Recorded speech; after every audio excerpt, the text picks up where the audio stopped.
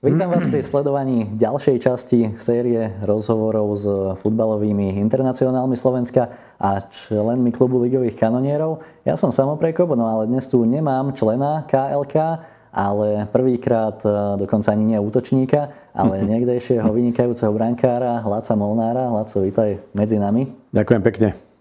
Ty si prejdeme rovno k tvojej kariére, lebo narodil si sa v Smoleniciach, začal si s profesionálnym futbalom v Nitre, ale najlepšie roky si strávil v Bratislave, tak ako si sa ty vlastne dostal do Bratislavy? Do Bratislavy som sa dostal celkom jednoducho. V Nitre po mojom takom dlhom pôsobení, kde sa mi nedarilo presadiť sa,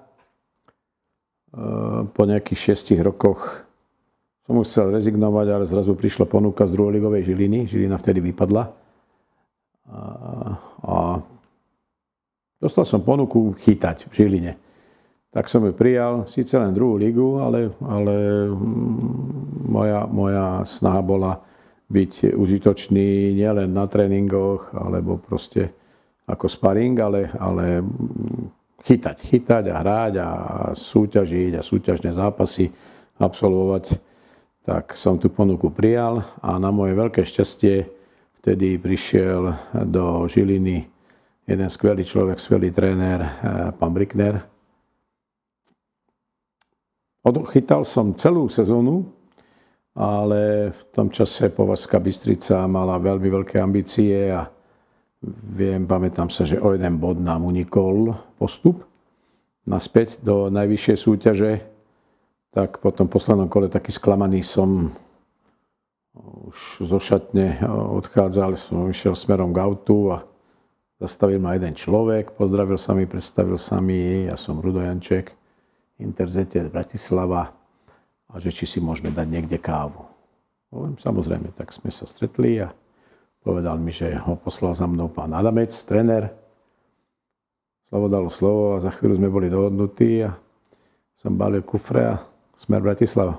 Inter bol vtedy veľká značka, možno aj najväčšia na Slovensku. Ako si spomínaš na to obdobie, ako ten klub fungoval, na tie všetky úspechy, ktoré ste dosiahli? To obdobie bolo skvelé, hneď prvý rok.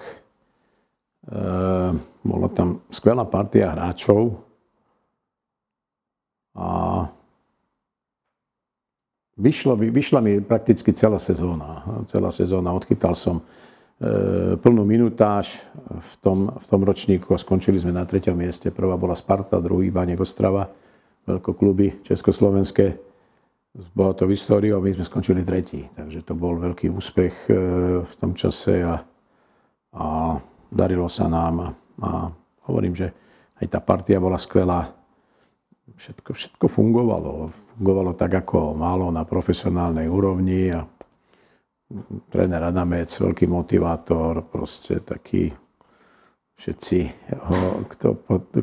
ktorí pod ním trénovali, tak vedia, aký to bol tréner a čo dokázal z hráčov vytiahnuť a vyžmýchať doslova na to, aby podávali maximálne výsledky. Tak sa to podarilo aj nám v tom roku.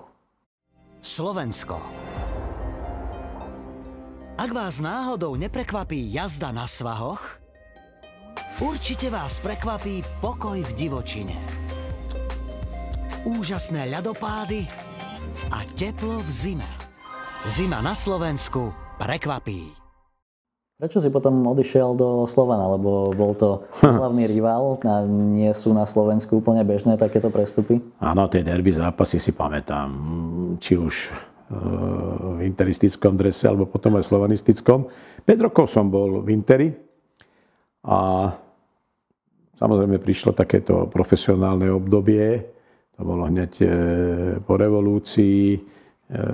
Keď som prestúpil do Interu, hneď bola revolúcia a prišli už na rad už prvé profesionálne zmluvy, profesionálne kluby a nekončila zmluva po tých 5 rokoch, čo som bol v Interi a v podstate úplne jednoducho sme sa nedohodli. Vtedajší prezident pán Obložinský, sme sa bavili na tému ako ďalej. Skončila mi zmluva. Samozrejme v tom čase ja som bol v reprezentácii, v reprezentačnom federálnom výbere A proste mal som aj svoj vek a tak. A proste chcel som, aby mi tú zmluvu nejakým spôsobom vylepšil. Tak ale jeho odpoveď na to bola taká, že proste, že už som starý. Keď sme sa bavili o tom, tak som mal 34 rokov. Skutočne v tom období to už bol, niektorí už moji rovesníci už dávno nehrali, alebo hrali na dedinách v Rakúsku. Ale ja som ešte som sa cítil ešte na profesionálny futbal, najlepší slovenský, bol som, hovorím, v reprezentácii, darilo sa mi, tak som chcel trošku pridať a tak, a on povedal, že nie, že buď mi zostanú také podmienky, aké som mal, alebo mi povedal takú vetu, takú dosť podstatnú, že vieš čo, že keď ti dá niekto viac, tak choď tam. Ty si pre mňa stratový, si už starý a navyše si brankár a brankári sa ťažko predávajú a tak ďalej a tak ďalej. Hovorím, tak OK, dobre, tak sa zariadím. Na druhý deň som sa stretol, mal som telefonát hneď s pánom Ondrušom, manažér Slovana. Sadli sme si, pozval ma k sebe, sadli sme si a za hodinu sme boli dohodnutí. Podpísané listky, všetko bolo dohodnuté. Ja som bol spokojný. Oni boli tiež spokojní, predávali Šaňa Vencela, predali vtedy do Francúzska a potrebovali náhradu. Tak Slovane vždy boli reprezentační brankári a ja v tom čase som bol reprezentant, takže kvalita za kvalitu, som sa len posunul cez Bajkalskú ulicu. Nebolo to ďaleko a začala nová kapitola v mojom živote a viem, že vtedy došiel posledné kolo, keď bolo, si pamätám, dobehol za mnou prezident Obložinský a celý rozčúlený, že čo si to urobil? Hovorím, Jurko, nič, len som ťa počúval. Ako? Veď si mi poradil, že kto mi dá viacej, alebo doma bude chcieť, že mám ísť, tak som išiel. Ale že prečo do Slovana? Tak prišiel Slovan, no tak mohol prísť aj Real Madrid, neprišiel, prišiel Slovan. Ale v dobrom sme sa rozišli, ja som tam odviedol svoje služby a posunul som sa ďalej. Ale v Interi si viem predstaviť, že si asi trhali vlasy po tom, čo si odišiel, ale na druhej strane ty si musel byť spokojný, pretože v Slovane si bol jednotka a získal si s nimi majstrovské tituly, takže pre teba to bol výhodný posun. No, všetci boli spokojní. Konec koncom aj Inter bol potom spokojný, získali spoľahlivého brankára Mira Hilla, s ktorým potom tiež si tam odchytal svoje a spravil tam dobrú kariéru. A ešte boli aj majstri, takže, ale to už bolo dávno potom, keď ja už som skončil s kariérou futbalovou. V Slovane máš jeden alebo dva tituly? 2 tituly mám. Ako si spomínaš na tieto obdobia, alebo ktorý má pre teba väčšiu hodnotu? A tak prvý je prvý, stále je prvý, to bol nezabudnutelný zážitok, to boli veci, wow, viem, že v Harley Pube sme oslavili titul a Harlejáci nás viezli cez celé mesto s pohárom, na motorkách sme tam prišli. Áno, sme si pripadali ako hollywoodske hviezdy filmové. Možno pre Bratislavčanov sme aj boli.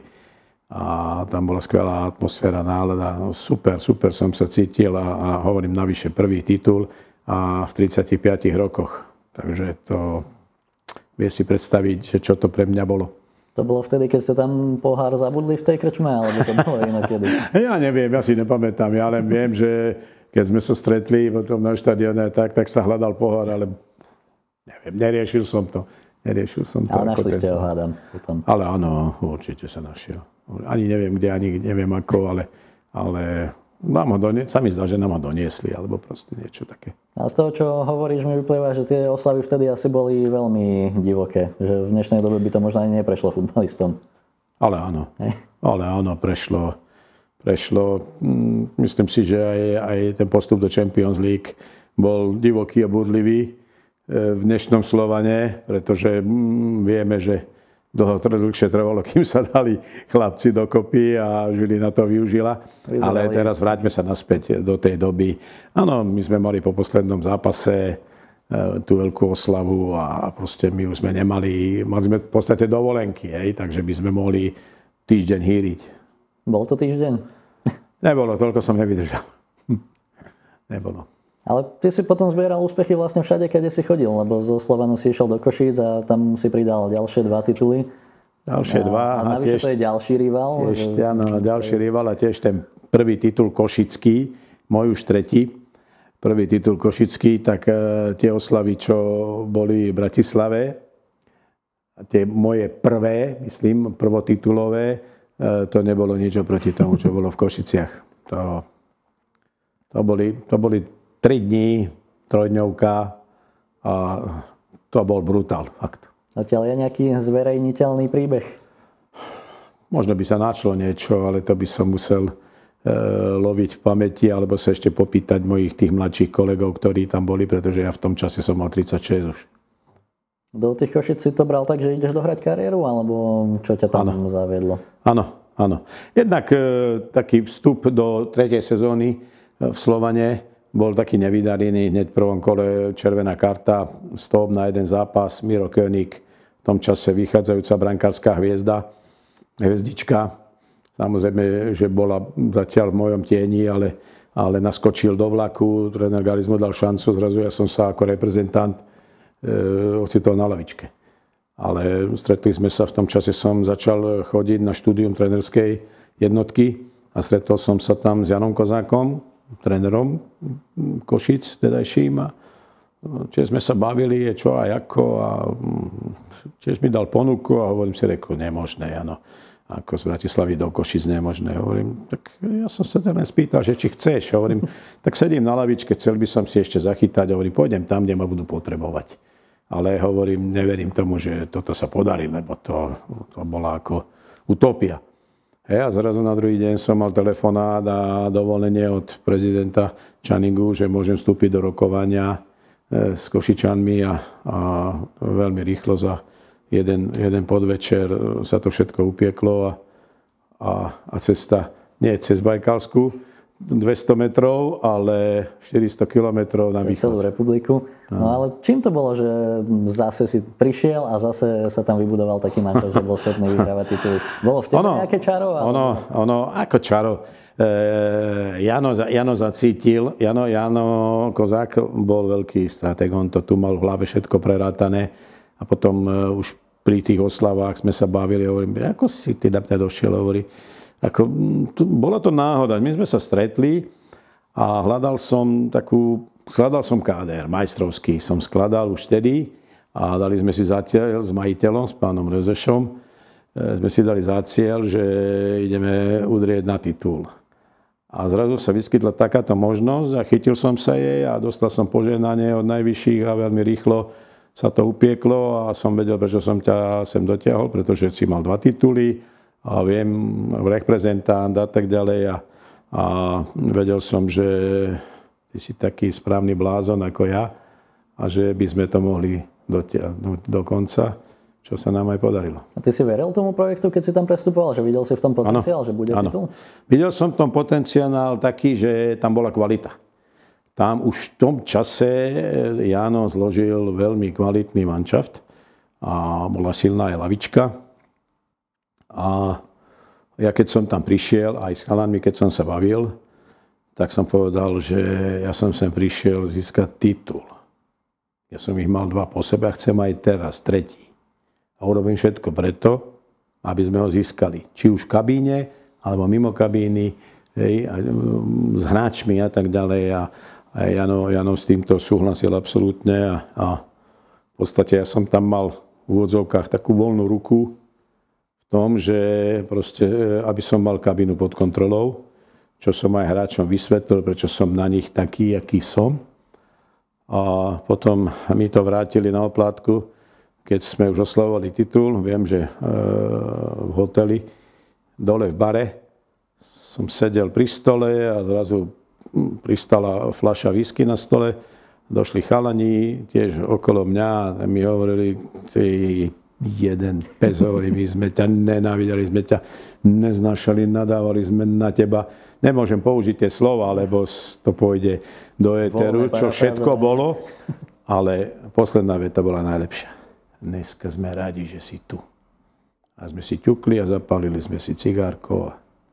A toto bolo ako moje také vyznamenanie pre mňa od chalanov, na ktorých som bol pes. Každý jeden tréning, zápas a tak ďalej. A spolu sme to dobojovali až do víťazného konca. To je asi v každom kolektíve dôležitý takýto nejaký líder, ktorý tomu verí a hlavne taká tá víťazná mentalita, lebo ten tým aj môže mať kvalitu, ale keď tam jednoducho chýbajú tí víťazi, tak možno by ten titul nebol, keby si tam nebol ty. To je všetko také, že možno, áno, na možno sa nehrá, ale áno, potrebuješ mať bláznov v kabíne, ktorí ťa nakazia touto mentalitou a ktorí ťa strhnú a ktorí ti nedajú dýchať a dokopú ťa, dotlačia ťa do toho a presvedčia ťa, že áno, že poďme, zatneme zuby a proste musíme to dokázať a tak ďalej. Áno, takto to funguje v každom jednom kolektíve a kolektív, ktorý chce dosiahnuť výsledky, musí mať takýchto bláznov vo svojom strede a môžem povedať, že aj tréneri majú rádi takýchto bláznov, lebo vedia prečo a dokážu im tolerovať aj odpustiť nejaké také tie drobnosti. Hej? Len preto, že vedia, že ich potrebujú. Či už v kabíne, ale aj na tom ihrisku hlavne. S fanúšikmi si nemal nejaké kontroverzie, keď to tak poviem? Alebo Inter, Slován a potom Košice, ako sme spomínali, takí najväčší rivali v podstate. Ja som fanúšikov rozdeľoval. Mňa buď mali radi, alebo ma nenávideli. Hej? A radi ma mali tí, za ktorých som bojoval a hral a dosahoval, ja neviem, výsledky a úspechy a tešili sme sa z nich. No ale potom ma nenávideli tí, kde som prišiel hrať ako súper a proste tam mi to dali vyžrať riadne. Ale sa na druhej strane ja som im tiež nenechal nič dlžný, takže som im to vracal podobne ako oni mne. Vytvorili sme vzájomnú symbiózu, tribúny, ihrisko a ten zápas mal gule, proste mal všetko, mal šťavu, mal grády a tak. Obyčajne boli najviac na mňa nahnevaní, pretože sa im nepodarilo ma zlomiť a proste tá moja víťazná mentalita a to všetko väčšinou, nehovorím, že vždy, ale väčšinou slavila úspech. Na ulici ťa nezastavili niekedy nejaký, čo by ti chceli dať do držky? V Bratislave napríklad? V Bratislave ani nie. Tak ako ja som nebal nejaké kontroverzie s fanúšikmi. My sme si vymenali názory cez zápas a tak ďalej, ale po zápase to skončilo a proste ja som dal klapky dole tiež, oni tiež a tak. Samozrejme, keby som natrafil na úplného magora, tak možno by mi, keby bol silnejší odo mňa, tak by si možno aj dovolil a tak, ale na druhej strane sme mali veľa známych, aj tam hore, aj tam dole. Takže vedeli by sme si s tým poradiť, alebo by zistili, že to, čo urobili, by trpko ľutovali. Keby si mohol vybrať jeden klub z trojice Inter, Slován, Košice, vedel by si? Ťažko. Ako Inter, OK. Inter, tam som naskočil v 28-9 rokoch som naskočil do veľkého futbalu. A proste ma to katapultovalo až tam hore na vrchol. Individuálne myslím, ako do repre, hej, čo môže byť väčší vrchol, ako chytať v mužstve a byť reprezentantom. Hej. Ale tie dva kluby, samozrejme, že Slován by som dal na prvú priečku, lebo z historického hľadiska aj proste ten prvý titul a tak ďalej a Slován stále funguje a bol, je a bude stále. Je to špička, jednotka, hej. Košice, OK, prišiel som tam a zažil som tam niečo, čo teraz zažívajú slovanisti, Champions League a tiež tam ako Manchester, Juventus a Feyenoord, to nie sú ústva na zahodenie, hlavne s tým obsadením, ktoré mali. V tom čase to bola špička svetová, futbalová, hej. Takže to boli nezabudnutelné veci, ale na škodu, že keby Košice ďalej fungovali a mali už tú svoju históriu a fungujú a boli by rivalom Slovane, tak by som ich dal možno vedľa seba. Ale takto ten Slovan je najvyšší, hej, potom sú Košice a samozrejme Inter. Ako si spomínaš práve na tú Ligu majstrov, lebo v podstate na sklonku kariéry už si dostal takúto príležitosť, takže asi to tiež bol taký pomyselný ďalší vrchol kariéry. A to bol vrchol klubovej kariéry, to viac sa nedalo dosiahnuť, ako čo sa týka klubov ako na Slovensku. Nedalo sa viac a bolo to skvelé. Teraz, keď ako pozerám tie zápasy, aj Slovanistom som fandil a strašne som im to doprial, pretože toto zažiť a prídeš na to ihrisko, stojíš tam a plné tribúny a hrá tá hymna Ligy majstrov, tak to sú zimovriavky a teraz tiež, keď ich sledujem a počujem tú hymnu, tak aj pri telke alebo na štadióne, keď som, tak ako proste tie spomienky sa vracajú a tiež má zimomriavky, lebo to ide s tebou až do konca života a to je niečo, čo nie je bežné, čo je výnimočné a na výnimočné veci si človek pamätá, tak jak je narodenie detí, hej, a proste takéto, to sú nezabudnutelné veci. Slovan narazil na taký nejaký svoj kvalitatívny limit, zatiaľ v tej Lige majstrov nedokáže získať body. Tie týmy sú na úplne inej úrovni. Aj vy ste to tak vnímali, že jednoducho sa konfrontujete s gigantmi a že iba nejakým zázrakom môžete vyhrať? Slovan má väčšiu šancu získať nejaké body, ako my sme mali, pretože my sme mali akú takú malú šancu získať s Feyenoordom, možno v domácom zápase nejaký bodík, ale to sa nám nepodarilo, ale s tými gigantmi Juventus a Manchester v tom čase ako sorry, obidve mužstvá samozrejme postúpili z našej skupiny a dostali sa až do semifinále. A rok na to Manchester tú Ligu majstrov aj vyhral. Takže tie týmy boli ako nadúpané, veď ako v Juventuse Del Piero, Inzaghi, Zidane, Deschamps, Conte, Marcelo Lippi na lavičke, ako stačí také mená. A z Juventusu, z Manchestri ti poviem celú zostavu. Od dvaja krajiny, Nevillovci, v stredu Irvine s Hendersonom, tuším, jak sa volal ten Dan, sprava Beckham, v strede Roy Keane, Scholes a sprava Giggs a vpredu Andy Cole a Sheringham. A na levičke Solskjaer a Sir Ferguson, ako Schmeichel bráne, to je iná káva. To bolo niečo úžasné a hrať na Old Trafforde pred vypredaným štadiónom a proste zažiť tú atmosféru.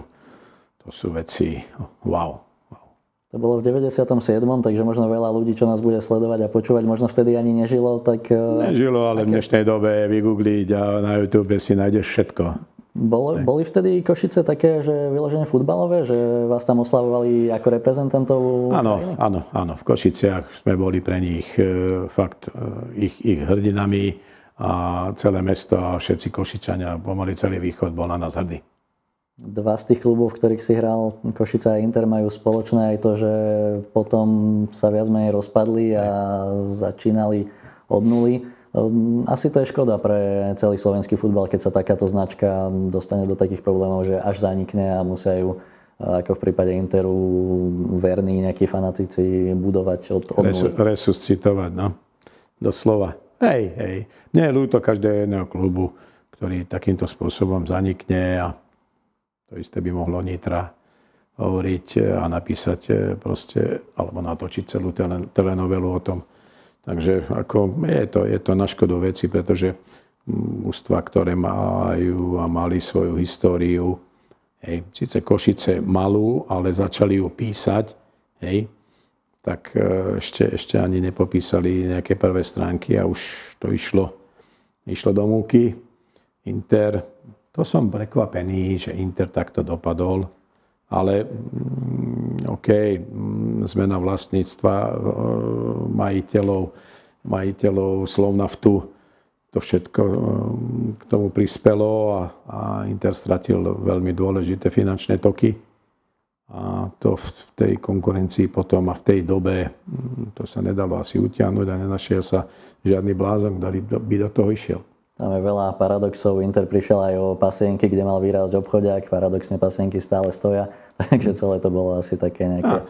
Tak, celá doba bola taká divná, taká, že ťažko sa bolo v nej orientovať nejakým spôsobom. Čo sa týka diváckych návštevností, tak ale vy ste zažili takú možno zlatú éru slovenského futbalu alebo československého. Vtedy na dobových obrázkoch to vidno, že tie tribúny praskali vo švíkoch, ľudia boli, a to tuším aj ty rád spomínaš, že viseli pomaly z reflektorov, aby videli ten futbal. Kde sa to zlomilo a prečo teraz sú tie štadióny, napriek tomu, že sú moderné, tak sú často prázdne? Prečo to tak podľa teba je? Na toto, keby niekto prišiel, že kde sa to zlomilo, ale nie, že kde, ale prečo sa to zlomilo. Ale skôr si myslím, že sa to zlomilo v tom strašne veľa cudzincov prišlo sem. A proste ľudia na Slovensku, aj tí fanúšikovia si nevedeli si vytvoriť vzťah k ním. Hej? Oni ťa oslavujú chvíľu a tak, ale ty sa potom zberáš, pretože ako pre každého jedného cudzinca toto bola destinácia buď odrazová, alebo prišiel na dohratie. A to sú také motivácie skôr individuálne. Hej? Že proste tam chýba viacej toho. A ten divák vycíti, že či si ochotný tomu klubu a tým ľuďom a tým divákom dať všetko a dopriať im, alebo či hráš viac na seba. Hej. A ako to legionárčenie, ako ja im nezavidím, ako vôbec, ale to legionárčenie je aj strašne veľa legionárov, má takú sebeckosť v sebe, hej, čas výnimkám. Napríklad Fabio Nigro, ako môj spoluhráč Slovanu, to bol skvelý príklad toho, ako si získať slovenského fanúšika. Proste tam u neho bolo cítiť, že proste naučil sa rýchlo slovensky, čo je základ, aby ťa ľudia mali radi. Hej. Niektorí hráči sú tu 3 roky a okrem dobrý deň a ďakujem, asi toho veľa nenahovoria. Takže sa naučil rýchlo slovensky a videli ho, že v každom zápase proste aj s tými ľuďmi nebude s nimi umelo narábať ako niektorí legionári, hej, ktorí prišli, napríklad môžem spomenúť Boriana, ako tento vedel, ten bol skúsený, on ten vedel, čo na divákov a aké divadielko zahrať, hej, a tak, ale to bolo asi všetko. A asi v tomto to je. A my Slováci sme celkovo aj na cudzú kultúru, aj na cudzincov trošku inak nastavení. Neviem, zrejme tam to bude niekde. A myslím si, že trošku málo kluby pracujú s tými divákmi. Keď to nedokážu hráči, tak by to malo vedenie, alebo proste manažment, alebo marketingové oddelenie, alebo proste niečo dať tým divákom. A navyše diváci milujú proste, keď sa ide, jak sa hovorí, na krv. Každý jeden to má rád, ako v tých súbojoch a v týchto, tam musíš, v úvodzovkách hovorím o krvi. To je to isté ako gladiátorské zápasy, proste keď ľudia nevideli krv, tak proste to nestálo za nič. A tu chcú vidieť krv v úvodzovkách tak, že si ochotný ísť si zodrať zadok až do krvi. A proste toto oni ocenia. A priznám sa, že vo veľa zápasoch aj mne to chýba a chodím po tých zápasoch, chodím ich aj komentovať, spolukomentovať, chodím do štúdia. A niekedy sa priznám, že mám problém a hľadám slova, aby som to okomentoval, ako by som to povedal, tak normálne, aby som nevypadal ja ako hlupák pred ľuďmi, pretože keď priveľmi kritizuješ, si za hlupáka a keď zase priveľmi chváliš, si ešte za väčšieho. Takže toto je dosť ťažké pri tom moderovaní a niekedy musíš tak to tak vyvážiť a tak nastaviť, aby to bolo priateľné aj pre teba, aj pre každého. Slovenské mestá prekvapia. Ja si tiež myslím, že chýbajú takí hráči, ako si bol ty, alebo teda v dnešnej dobe môžeme povedať príklad Vlado Weiss, mladý. Je kontroverzný, ľudia ho buď milujú, alebo nenávidia, ale idú na ňo. Či už mu idú zatlieskať, alebo nadávať na ten futbal, ale prídu. To je ono. Toto ja mám rád. Ale takých máme málo. Ja dnes, keď pozerám našich slovenských brankárov, skvelé. Ako dobré, majú dobré veci, všetko je dobré. Ale chýba mi u nich to, prečo ich ľudia by ich mali zbožňovať. Majú ich radi. A to sú dobrí chlapci. V odzovkách. Jeden dobrý bol v Slovane tiež a vieme, jak dopadol. Hej. A no, ako brankár ty nemôžeš byť dobrý. Lebo každý sa chce na tebe vyvršiť. Hej. A ty musíš byť proste niekedy zlý aj na svojich, na obrancov. Hej. Na mňa kričali, čo tu nadávaš 30 metrov, strelal na bránu. Hovorím, aby ste nevedeli z 30 metrov trafiť šibenicu. Čo keď sa im to podarí? Preto na vás nadávam, aby ste si nezľahčovali. Áno. Hej. Ale OK. Môžeš si to dovoliť, keď máš rešpekt. A rešpekt si musíš vybudovať.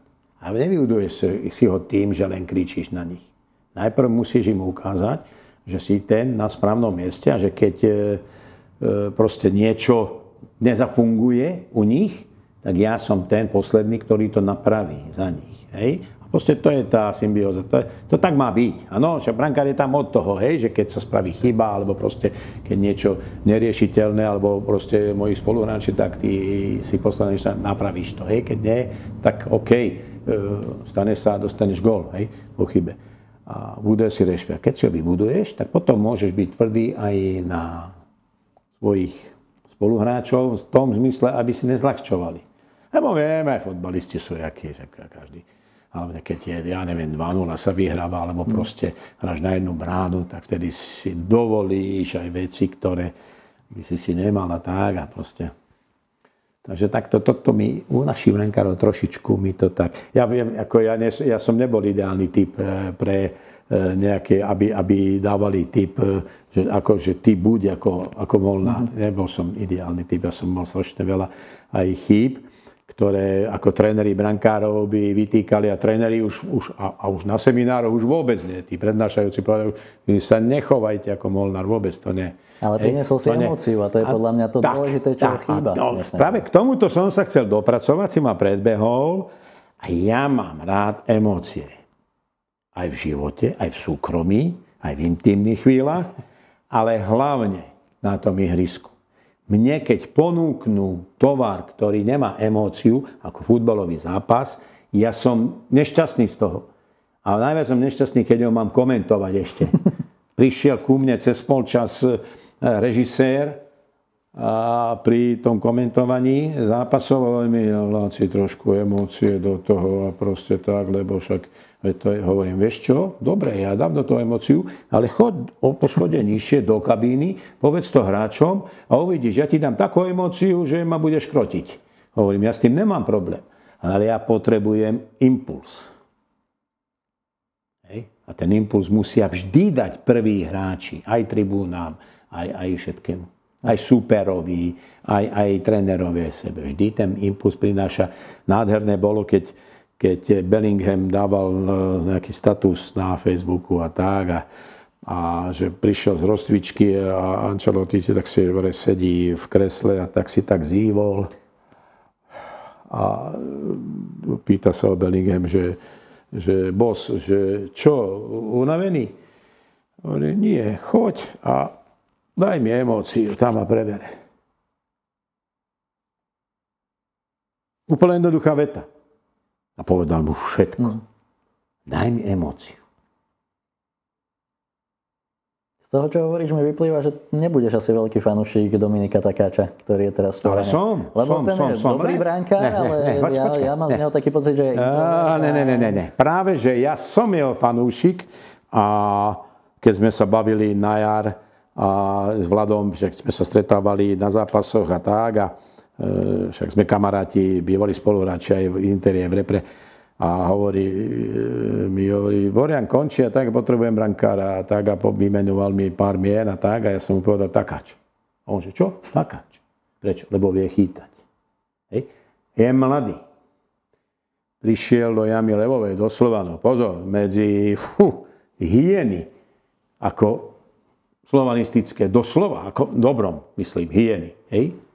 A teraz ty musíš tiež vystrčiť pazúry, ukázať to a teraz, áno, vybudoval si rešpekt, ukázal to všetko, ešte to tak rok potrvá a potom budem chcieť po ňom vidieť, že sa posunul a keď to nebude robiť a nebude si robiť poriadok na ihrisku, nebude z neho vyžarovať rešpekt a rešpekt v tom, že všetko bude fungovať pred ním a tak ďalej a že proste aj si dupne, aj si spraví so súperom poriadok a tak ďalej, tak potom budem trošku sklamaný. Ešte a zatiaľ ide dobrou cestou, zatiaľ je to, musím si zaklopať, OK, dúfam, že sa nepokaká, ale nemal by, lebo vidím, že ako vie chytať a tak a do toho príde a aj tie emócie by mal fakt ukázať. Ale zatiaľ hovorím, je tu 2 mesiace, takže... Chytá výborne, ale práve to Borianovskému chýba podľa mňa, že zase... Áno, zase Borian, áno, bol showman a tak, ale robil aj chujovinky, hej, porobil, takže zatiaľ sa toto... Ale mu to odpustili, na rozdiel od toho, že Chovan tiež vedel chytať, robil chyby a...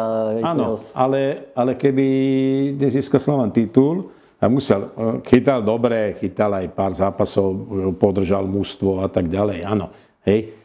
Ale nebolo toto práve, vedel s tými fanúšikmi, no ale Boria mal koľko? 39? No, takže ako, no, taká 23 a 2 mesiace v Slovane a ešte nebol ani v repre a tak ďalej. Ono to príde. Ja som tiež začal s tou emóciou až po 30-ke. Tak keď už sme pri tých aktuálnych témach, aký veľký vplyv je podľa teba, aký má vplyv tréner Vlado Weiss na Slovan? Akú veľkú časť úspechu tvorí ten práve tréner? Veľkú. Špeciálne v Slovane asi. Špeciálne v Slovane veľkú. To isté by si sa mohol spýtať, že aký vplyv má Guardiola na hráčov, na hviezdy Manchester City. Ako niekto hovorí, jemu je ľahko. On na koho si ukáže, toho má, hej, a hviezdy a tak. Áno, ale musíš zložiť manšaft. Musíš ten orchester naladiť, aby hral podľa tvojich nôt. Hej. A toto je najväčšie umenie. Toto každý si myslí, že tam môže trénovať hocikto. Ne. Najväčšie hviezdy nemôže hocikto. Môže trénovať ten, kto tým hviezdám rozumie. Kto tým prešiel a tak ďalej. Ja by som možno spomenul Aďa Gulu, ale nie teraz nejak vzlom, ale Aďo Gula nikdy nebol hviezda futbalová. Hej? Bol hráč, všetko, ale prišiel napríklad do Plzne a tak a myslím si, že najväčší problém bol v tom s tými reprezentantmi narábať a proste robiť s nimi a mentálne a tak. Možno mu krivdím, možno nie, ale to je môj pohľad na vec, že prečo tam dlhšie nevydržal, pretože u mňa je to dobrý tréner. Hej? Proste nedokázal som pochopiť, ako je možné, že Kalmár, reprezentant maďarský, a oni si nesadli v Dunajskej. A pritom to bol Miláčik, pozor, Miláčik tribún všetkého. A oni si nesadli. Áno, môže povedať, to bol ťažká povaha. Nikto z hviezd nie je ľahká povaha. Nikto. A to isté Slovan. Mladý Vladko. Čo by na ňo Gula povedal, alebo nebáme sa o Aďovi, Aďo je fasa chalan všetko, hej, ale iní tréneri, Barsegian a ďalší, ako proste, musíš vedieť s nimi robiť, hej. Jasné, že ty si ich vyberáš, Vlado si ich tiež vyberal, niektorých zdedil, niektorých nie, musíš ich presvedčiť a musia ísť za tebou, hej. A preto on aj povedal, ako dosiahol s nimi, všetko má ich hrať. Každý jeden tréner má rád svojich hráčov, pokiaľ máš výsledky s nimi, máš ich hrať, hej. A proste nedáš na nich dopustiť, ale musíš dennodenne, ty musíš s nimi robiť. To je dennodenná robota. Guardiola, keď prišiel sem Cityčko, keď sem prišlo, tak remizovalo na Newcastle. Hej. Gundogan, najslabší hráč, sprdol ho, zvozil ho, verejne ho skritizoval. Hej. Prišiel sem, tu išiel na zápas a mal kapitánsku pásku a bol najlepší na ihrisku. S Fodenom. Hovorím zle? Videl si to, ne? Áno, máš pravdu. Bol najlepšie na ihrisku. To je tá práca s tými. Tak. No ja mám rád takých trénerov a zase sa vracam k tej emócii. Ja mám rád tých trénerov, ktorí majú emóciu. Či už u nás to je Vlado Vajs, ale v Česku možno ešte lepšie príklady Petr Rada alebo Franto Straka. To sú podľa mňa takí tréneri, ktorí zase ľudia to majú radi.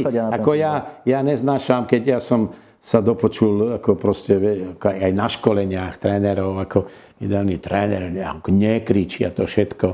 Ako ja neznášam jedno. Keď mi ukážu trénera, ktorý 90% času na lavičke takto. A ešte moderátor povie, ten isto premýšľa o tom, čo vymyslieť na súpera a tak.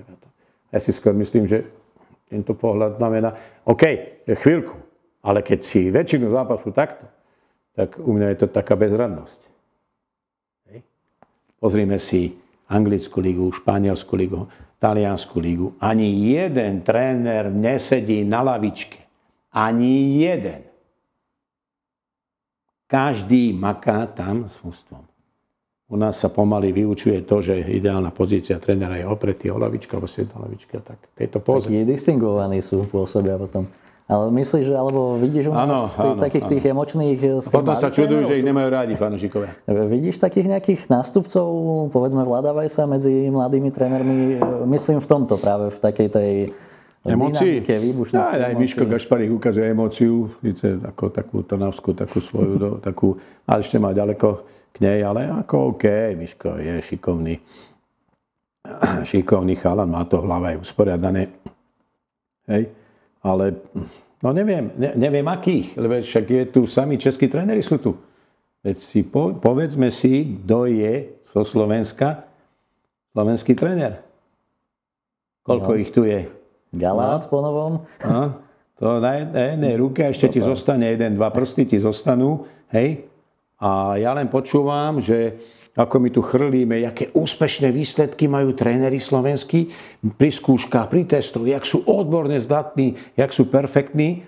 A musia prísť sem z Čech tréneri, alebo proste nastúpiť aj Galát, ktorý pomaly už si zobral profesorský plášť a vyučoval našich trénerov, hej, a školil ich a musí prísť zachraňovať. Hej. Ako dostanú šancu, títo mladí tréneri, nabití, všetci sú úplne topka pomaly, hej?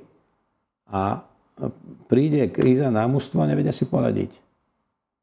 A musí prísť niekto, a najlepšie je sa pozrieť do Čiech, lebo tam ako aj komunikačné kanály, to všetko, tak doneseme sem rýchlo nejakého z Čiech, chlapca a ide nám tu spraviť poriadok s mužstvom, tak Franta Straka. Ako náš ročník, všetci hovoria, 60-ka ročník, Cancelotti je 60-ka ročník, Guardiola je Vlado má 60 rokov a to všetko, že to už sú starí tréneri. Oni sú neperspektívni a nie sú progresívni. Kurník, hovorím si, dobre, dostane mladý tréner, ja nezavidím nikomu, ja sa ani netlačím nikde, ani vôbec už teraz, absolútne, lebo to vidím, ako to je nastavené. Mladý progresívny tréner. A ja sa pýtam, a v čom je progresívny? Možno ovláda cudzí jazyk, OK. Možno ovláda, že je dobrý na počítači, OK. A ďalej? Má také a také trénerské metódy, OK. Dneska zoberieš kamaráta Googla, vygooglí si najlepšie trénerské metódy, aké má Guardiola z City, prídeš, doneseš to do kabíny, budeš tak trénovať a nevyhráš ani zápas. Lebo nevieš pracovať s mužstvom. A prídu krízové veci, situácie, nevyhráš 3-4 zápasy po sebe, mužstvo si prestane veriť a ty ho musíš presvedčiť o tom, že toto je správna cesta, poďme touto a touto cestou. A vtedy ti ani Google nepomôže, ani počítač, ani knihy, ani tí lektori, čo ťa učili, nikto ti nepomôže. Nikto ti nepomôže, musí si pomôcť sám. Musí sa niečo chytiť a s niečím prísť a presvedčiť mužstvo, aby nastal obrat. Mne sa páčilo, keď Slovan hral s tým Midtjyllandom, že vtedy sa práve riešilo, že Slovan aký je staromódny, nemajú skautské oddelenie, Vlado Vajs, futbalový dinosaurus a Midtjylland supermoderný, milión údajov, neviem čo všetko. A ako to dopadlo? No a ja ti poviem na toto, ako to dopadne. Ty si myslíš, že Vlado Weiss nemá o svojich hráčoch a o súpera dostatok informácií, s ktorými vie narábať? Ja si to nemyslím. Vlado ich má možno viacej mal ako tréner Midtjyllandu. Pretože tréner Midtjyllandu dostal kopec informácií úplne chujových a zbytočných, že mu povedal, že ten špatne krýva. Na čo mi to hovoríš? Bude zranený, môže alebo nemôže. Hej, a takéto informácie, všetko možné dostal. Otázne je, ako s tými informáciami narábaš, ako ich využiješ v prospech svojho mužstva. Toto je podstatné. A ja si myslím, že Vlado má toľko informácií a že vie s nimi narábať a tiež kopec vecí ich posiela, ako poznám Vlada. S týmto chod do prdele, toto mi nehovor, daj mi podstatnejšiu informáciu. OK, tu máš túto. No vidíš, toto chcem, toto potrebujem. Vieš. Toto sú tie veci. Hej? A ne, že aj Aďo Gula s dronmi natáčali si tréningové metódy, jednotky a tak ďalej, aby ich vyhodnotili. Ja to beriem, je to OK, je to dobré. Ale jak ste ich vyhodnotili? Keď ste potom nedokázali, ja neviem, cez prvé kolo prejsť. S mužstvami, ktoré v úvodzovkách a s prepáčením záviera ste museli prevalcovať, museli ste ich prejsť. Keď nie, tak je to vaša chyba. Lebo je to vaša chyba. Keby sme si položili hypotetickú otázku, že Vlado Weiss starý skončí v Slovane, čo by to znamenalo pre Slovan podľa teba? Lebo teraz sa to riešilo, že možno, lebo však... Áno, ale Vlado raz skončí. Určite. Možno to bude po tejto sezóne, možno to bude za mesiac, tak ja hovorím, možno to bude za 2 roky. To nikto nevie. Určite skončí. Otázne je, kto tam príde. To bude veľká dilema. A je na Slovensku niekto? Pretože hoci kto... Ten možno sa aj nájde, áno. Len otázne je, no, neviem si teraz spomenúť v rýchlosti, kto, lebo neviem, lebo je tam veľa zahraničných trénerov na Slovensku. Hej? A myslím si, že po Vladovi príde zahraničný tréner do Slovanu. To je môj názor, lebo momentálne na Slovensku málo je trénerov takých, ktorí idú svojou cestou a dokážu sa presadiť tou cestou a dokážu byť neoblomní a dokážu ísť aj cez mŕtvoly v úvodzovkách a byť dostatočne tvrdohlavý a ísť. Ale hlavne musíš mať výsledky. Keď nemáš výsledky, nemôžeš ísť svojou cestou, lebo cesta ti rýchlo skončí, rýchlo ti zatvoria bránu. Slovenským trénerom hneď. Zahraniční tí dostávajú o niečo viacej času na to, aby sa chytili, aby išli ďalej, ale slovenský, bum, hneď. Hneď tí to pribuchnú. A súhlasíš s tým, že tréner je prvý na odstrel? Že by to tak malo byť? Lebo neviem, či by to tak malo byť, ale je prvý na odstrel a s tým musíš počítať. Každý jeden tréner. Ale je to dobré, lebo veľakrát sa v klube vymenia aj 3-4 tréneri za sezónu a potom sa už pýtam, tak asi nie je problém úplne v tom trénerovi, ale v tom kádri. A potom si musí manažment nastaviť zrkadlo, tak jak, a to sú aj veľké kluby, Manchester United. Odkedy odišiel Ferguson, sú v úvodzovkách sračkách, ako proste nevedia to. Nevedia to a pritom tam nosia kvalitných trénerov, skúsených a ja neviem čo, ale tam do toho prostredia potrebuješ niekoho zasadiť, ktorý sa hneď chytí. A to isté je iné prostredie na Slovane, iné prostredie v Michalovciach, v Žiline, v Dunajskej a tak ďalej. Ty potrebuješ trénera, ktorý do toho prostredia zapadne. To je celé.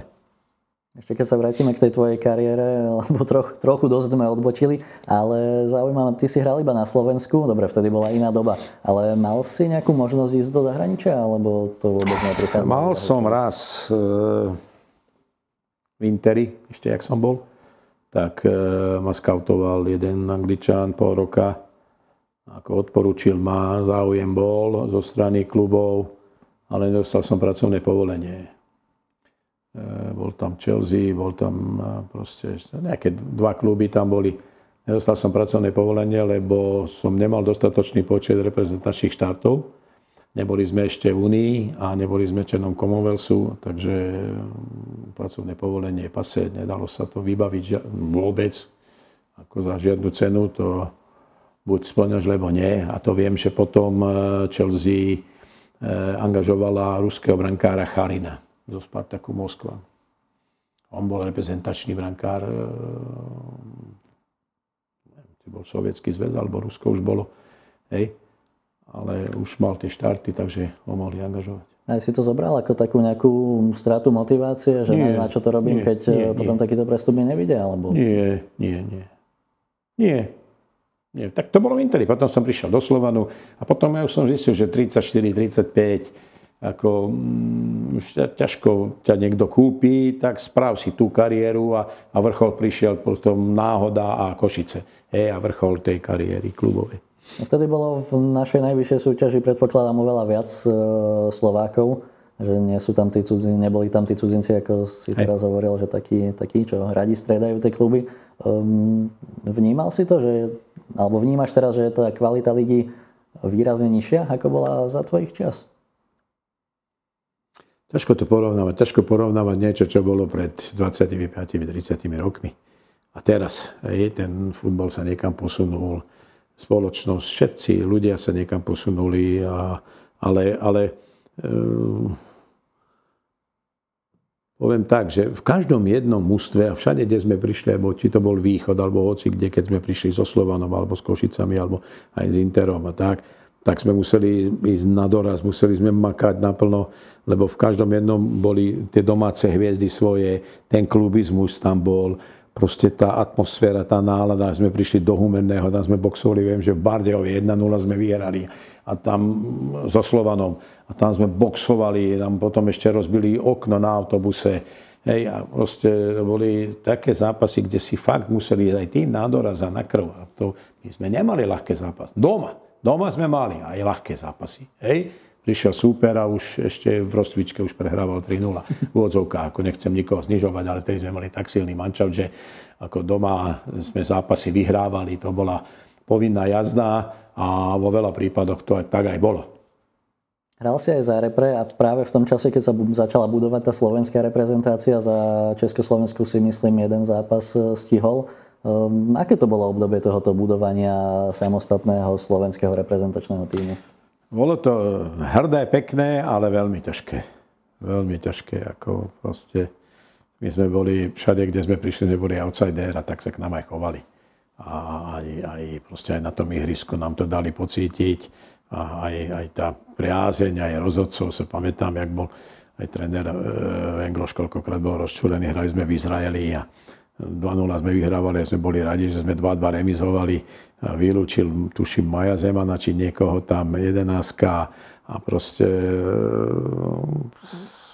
dali nám to pocítiť, že vy ste trpazlíci, že tu šúchajte nohami a tak. Takže a pritom sme mali celkom slušný mančat, boli tam aj legionári, ako bol Peťo Dubovský, nebohy Ľubo Moravčík a proste chodili Miloš Glonek zvonku. Hej. Takže mali sme dobrý mančaft, len to boli tie začiatky a tie fakt sme boli všade, kde sme prišli, sme boli považovaní za outsiderov. Myslíš, že práve také nejaké skúsenosti, alebo že keby to Slovensko fungovalo dlhšie, tak by skôr prišli nejaké úspechy, že sme postúpili napríklad na majstrovstvá sveta a Európy? Áno, tak ako nemôžete čakať ja neviem, my sme z nuly začínali, hej. Česi mali svoje know-how, všetko mali, hej. A im to bolo ľahšie trošku. A všetci, ktorí boli pri zrode tej reprezentácie od pána Engloša cez tých aj funkcionárov a aj cez tých hráčov, všetci ti povedia, že to bolo ťažké. My sme začínali z nuly. Od spodku, od súterénu sme sa museli driapať hore a nikto nemohol. Tie výsledky doma sme mali skvelé, ako 0-0 s Francúzskom, 1-1 Jugoslávia, proste aj so Španielskom. Čechov sme porazili, vicemajstrov Európy 2-1 a tak, ale v konečnom dôsledku, a hlavne keď sme cestovali von a vonku sme hrali, tak sme si to museli odskákať. Teraz sme tu na pôde internacionálov. Chodíš si aj ty zahrať, alebo už iba ich vedieš ako tréner? Ako chuť by bola, ale už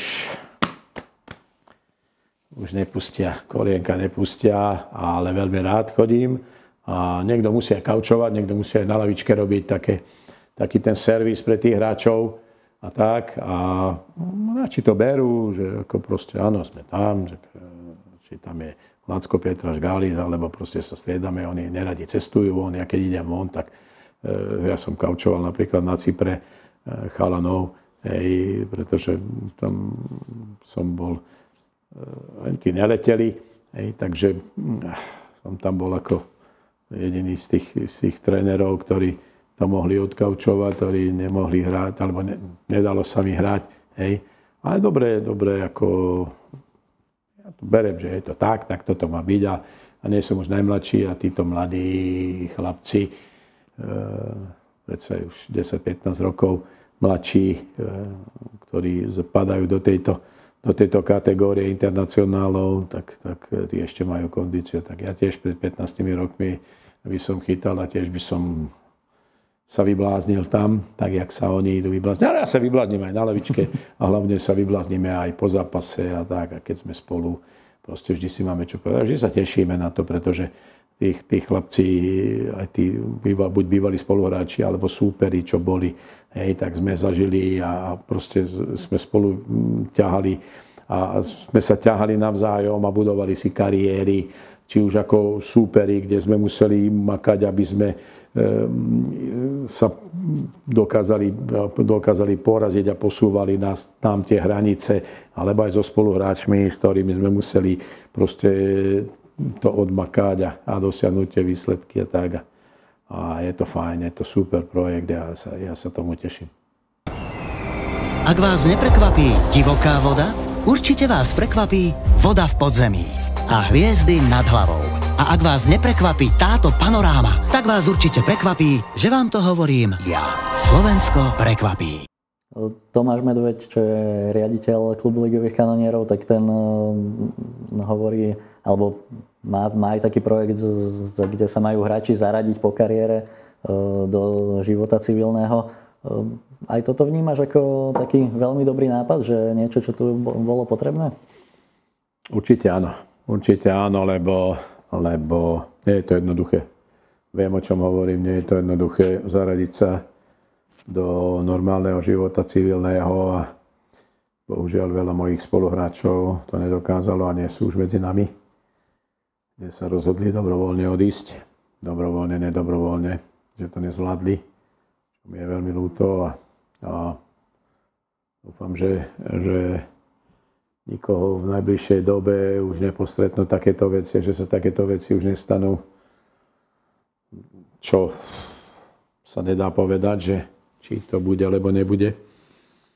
Je to ťažké, je to fakt veľmi ťažké sa preorientovať, prepnúť a musíš byť silný, aby si to dokázal. Kto to nedokáže, tak potom sa borí problémami a niekedy tie problémy ťa prerastú a sú neúnosné a nedajú sa zvládnuť a bohužiaľ potom to skončí tragicky, čo je smutné a preto obdivujeme ťa a aj mu fandím. Aj keď sa bude dať z mojej strany pomôcť, ako sa len dá, tak v tomto projekte a v tomto smere a pri tomto mu fandím a držím mu palce, aby to posúval, aby sme sa vyhli takýmto veciam. Ako si to mal ty? Lebo ty si v podstate z hráčskej kariéry hneď prestúpil. Ja som išiel na trénerskú. Ten prechod bol ľahší. Hej? Aj keď dlho som chodil, mal som aj proste nejaké trénerské úspechy. Ale viac menej som vždy tak bojoval. Bojoval som aj s veternými mlynmi, aj s funkcionármi. A hráčmi bolo fajn, super, len s funkcionármi to bolo horšie trošku a tak. A potom jedného dňa som si povedal, ako dosť, ja už nechcem. Ja som sa vždy futbalom zabával, tešil sa na futbal, na zápasy a tak. A aj zdravotný stav, aj srdiečko, aj jedno s druhým si to vždy vie odskákať. A mal som také signály už zdravotné, že potom ma partnerka presvedčila, že aby som si dal pauzu. Dal som si ju. A máme doteraz, a ja sa fakt futbalom len zabávam, venujem sa jednému projektu, chodím s internacionálmi, chodím si zakomentovať, sledujem zápasy a fakt sa teraz futbalom snažím zabávať, aby im prináša radosť a zatiaľ sa mi to darí a zaradil som sa do civilného života, čo dnes nebolo jednoduché a chvíľu to trvalo a bolo to fakt som si musel zahryznúť a poriadne, aby sa človek vedel preorientovať, pretože za tie roky, tie návyky a to všetko, to musíš všetko hodiť za hlavu a to je úplne iný život. Ale ako tréner si bol úspešný s Banskou Bystricou, tam ste boli v podstate najväčší skokán, v jednom roku ty si bol vtedy tréner roka. Hej, takže... tak s Banskou Bystricou druhý, s Petržalkou druhý, s Kobasenec, slovenský pohár. Takže ako dá sa povedať, pár mustiev sa mi podarilo aj zachrániť pred vypadnutím. Hej. Takže ako, ja som si nesťažoval, ako mňa to bavilo, len potom už tá doba bola taká ťažká, taká... Proste každý chcel za málo peniazí, veľa muziky a niekedy sa to nedalo. A nebolo to vždy len o peniazoch, ale aj o tom nastavení. O tom nastavení a ja som moje nastavenie chápal trošku inak ako funkcionári. A proste, keď to nefunguje, tak to nefunguje. Ako som sa rozlúčil, proste nemal som s tým žiaden problém. Hej. A potom boli situácie, kedy ťa potrebovali, kedy ti dali absolútnu právomoc, všetko, hej, aby si to zachránil, podarilo sa to. OK, poďakovali ti za to a potom povedali, že dobre, my máme teraz iné predstavy a ideme inou cestou. Dobre, však v pohode. To by asi práve tréneri Gala do Stráka, ktorých sme spomínali, vedeli o tomto. No, také podobné, áno, typy majú podobné, to je podobné. Čiže, je to definitívne uzavretá kapitola u teba to trénerstvo? Asi áno, ja to fakt to neriešim. A jednak mám už aj svoj vek a nie som perspektívny pre nikoho a nie som ani progresívny pre nikoho. Hej, takže ako... Ja sa snažím byť progresívny a snažím sa užívať si tie zápasy pri komentovaní týchto zápasov. Tam si to vychutnávam a hovorím, potom mám ten projekt, čo robíme Iná liga a to sú úplne tie dedinské súťaže. Chodíme po dedinách po celom Slovensku a to sú zážitky, to sú emócie. To sú tie emócie, ktoré ja mám ráda a ktoré chcem a preto ma to baví a je to super. To je úplne posledná otázka odo mňa. Čo teda robíš dnes? Už si naznačil tieto rôzne projekty a je to, že komentuješ, ale toto je všetko, čo ťa živí, alebo čomu venuješ? Mám dcerku 8-ročnú a proste teším sa na ňu aj teraz, večer, keď to nahrávame. Hej. A proste taký civilný život si žijem. Mám skvelú aj takú robotu dobrú, kde sa zabávam cez týždeň. Zabávam sa v tom, že proste nikto ma nenaháňa, odrobím si svoje a tak ďalej. Proste, ja musím niečo robiť. Ja síce už som v dôchodkovom veku, ale necítim sa na to, vôbec nie.